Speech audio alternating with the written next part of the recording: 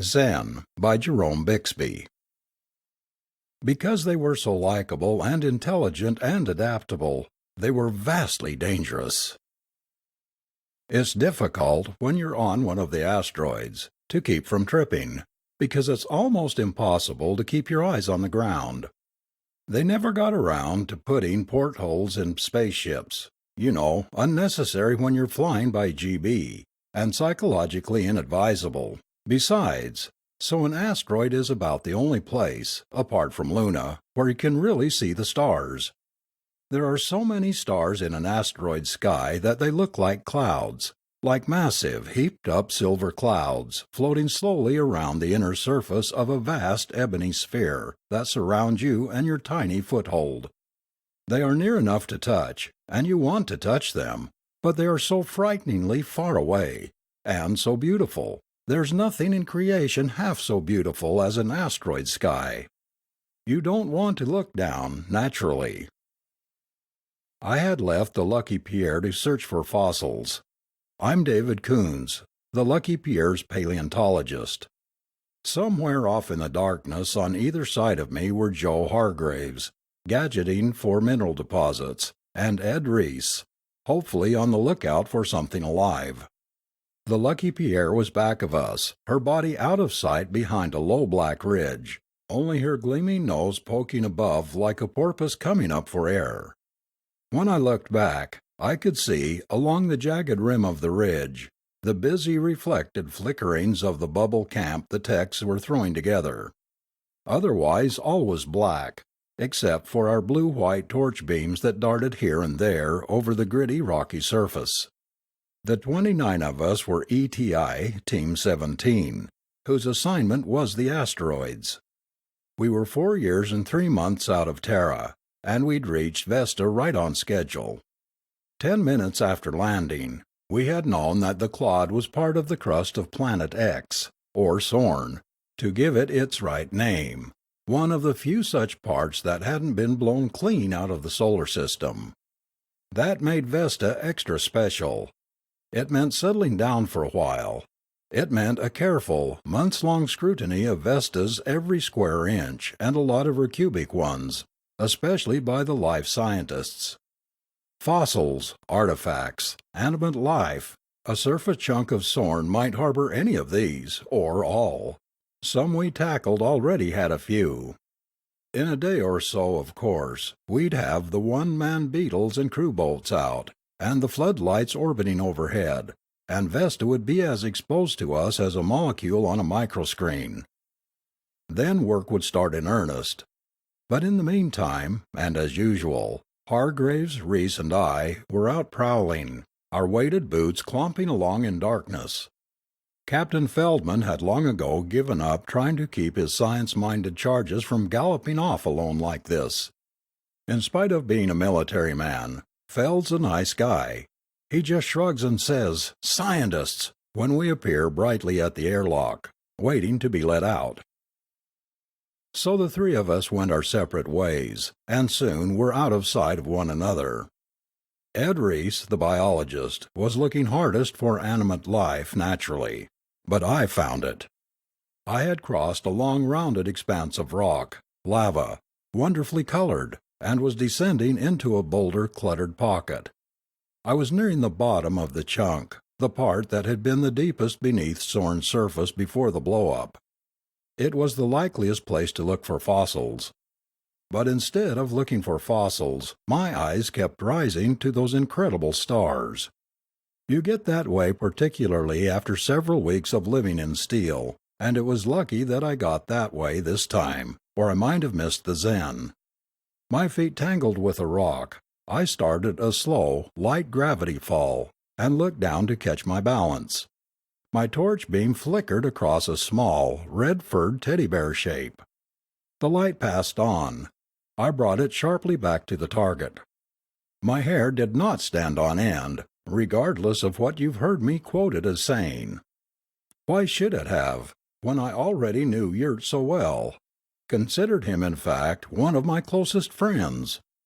The Zen was standing by a rock, one paw resting on it, ears cocked forward, its stubby hind legs braced ready to launch it into flight. Big yellow eyes blinked unemotionally at the glare of the torch, and I cut down its brilliance with a twist of the polarizer lens. The creature stared at me, looking ready to jump halfway to Mars or straight at me if I made a wrong move. I addressed it in its own language, clucking my tongue and whistling through my teeth. Zen. In the blue-white light of the torch, the Zen shivered. It didn't say anything. I thought I knew why. 3,000 years of darkness and silence. I said, "I won't hurt you," again speaking in its own language. The Zen moved away from the rock, but not away from me. It came a little closer, actually, and peered up at my helmeted, mirror-glassed head, unmistakably the seat of intelligence, it appears, of any race anywhere. Its mouth, almost human shape, worked. Finally words came. It hadn't spoken except to itself for 3,000 years. "You are not Zen," it said. "Why, how do you speak Zenakia?" It took me a couple of seconds to untangle the squeaking syllables and get any sense out of them.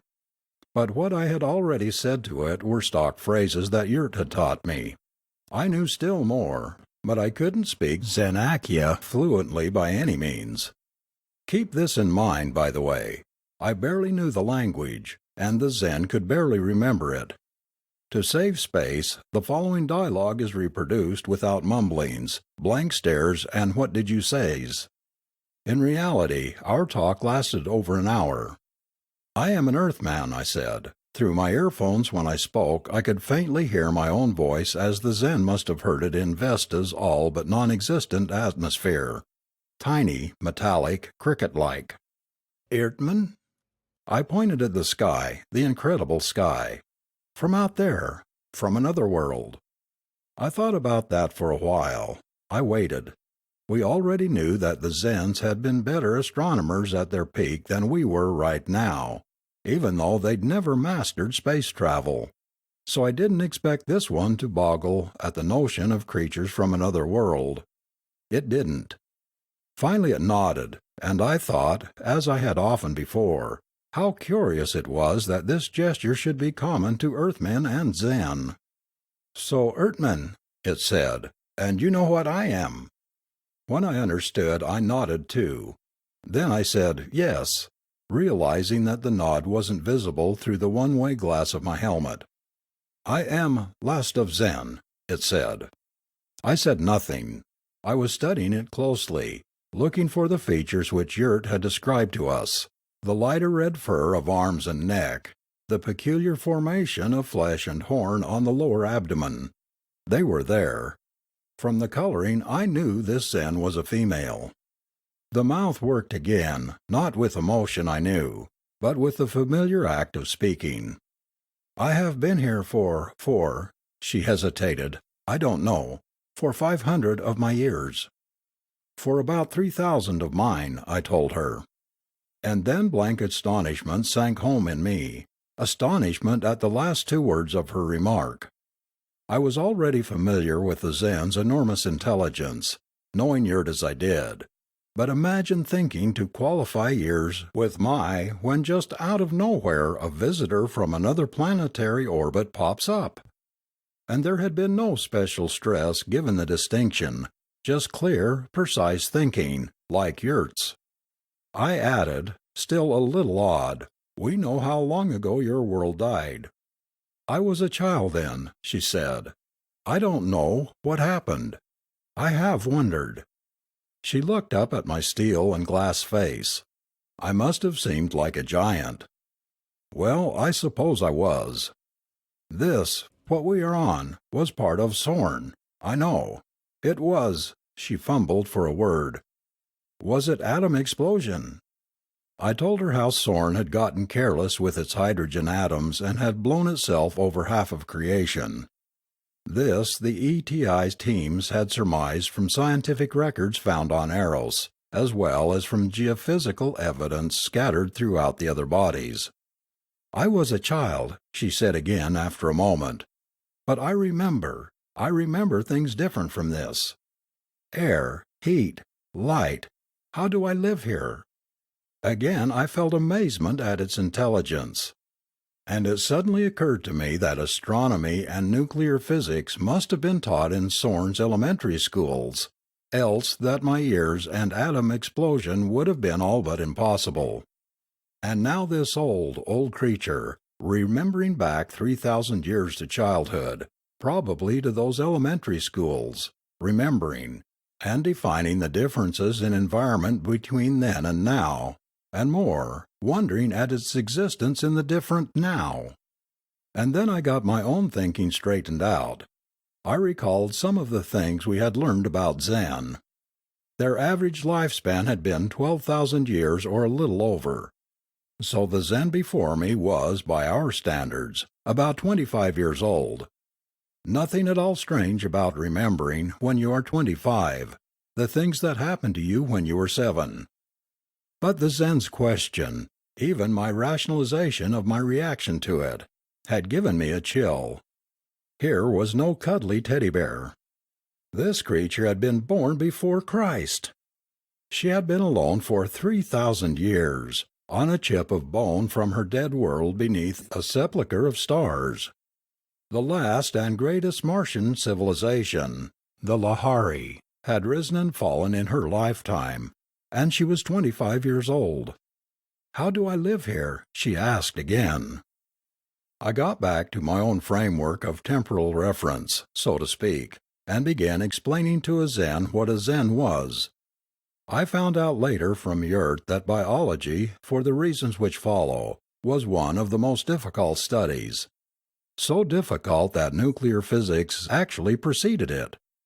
I told her that the Zen had been, all the evidence indicated, the toughest, hardest, longest-lived creatures God had ever cooked up, practically independent of their environment, no special ecological niche, just raw, stubborn, tenacious life, developed to a fantastic extreme, a greater force of life than any other known, one that could exist almost anywhere under practically any conditions, even floating in mid-space, which, asteroid or no, this Zen was doing right now. The Zens breathed all right, but it was nothing they'd had to do in order to live. It gave them nothing their incredible metabolism couldn't scrounge up out of rock or cosmic rays or interstellar gas or simply do without for a few thousand years. If the human body is a furnace, then the Zen's body is a feeder pile. Maybe that, I thought, was what evolution always worked toward. "Please, will you kill me?" the Zen said. I'd been expecting that. 2 years ago, on the bleak surface of Eros, Yurt had asked Ingstrom to do the same thing. But I asked why, although I knew what the answer would be too. The Zen looked up at me. She was exhibiting every ounce of emotion a Zen is capable of, which is a lot, and I could recognize it, but not in any familiar terms. A tiny motion here, a quiver there, but very quiet and still for the most part. And that was the violent expression, restraint. Yurt, after 2 years of living with us, still couldn't understand why we found this confusing. Difficult, aliens or being alien. "I've so often tried to do it myself," the Zen said softly, "but I can't. I can't even hurt myself. Why do I want you to kill me?" She was even quieter. Maybe she was crying. "I'm alone. 500 years, Ertmann. Not too long. I'm still young, but what good is it, life, when there are no other Zen?"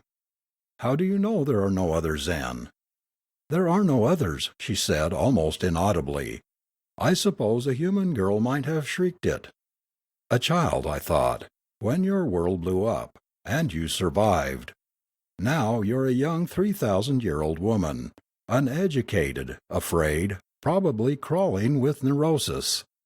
Even so, in your 1,000-year terms, young lady, you're not too old to change. "Will you kill me?" she asked again. And suddenly I was having one of those eye-popping third-row center views of the whole scene.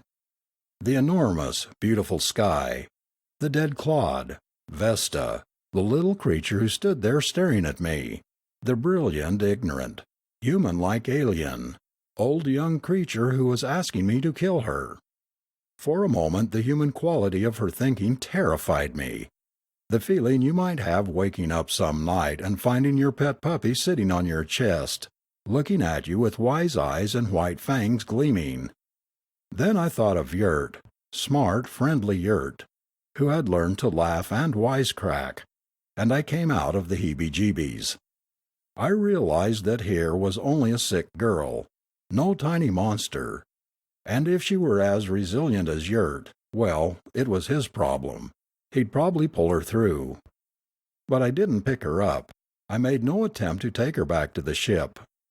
Her tiny white teeth and tiny yellow claws were harder than steel, and she was, I knew, unbelievably strong for her size. If she got suspicious or decided to throw a phobic tizzy, she could scatter shreds of me over a square acre of Vesta in less time than it would take me to yelp. "Will you?" she began again. I tried shakily. "Hell no, wait here." Then I had to translate it. I went back to the Lucky Pierre and got Yurt. We could do without him, even though he had been a big help. We taught him a lot.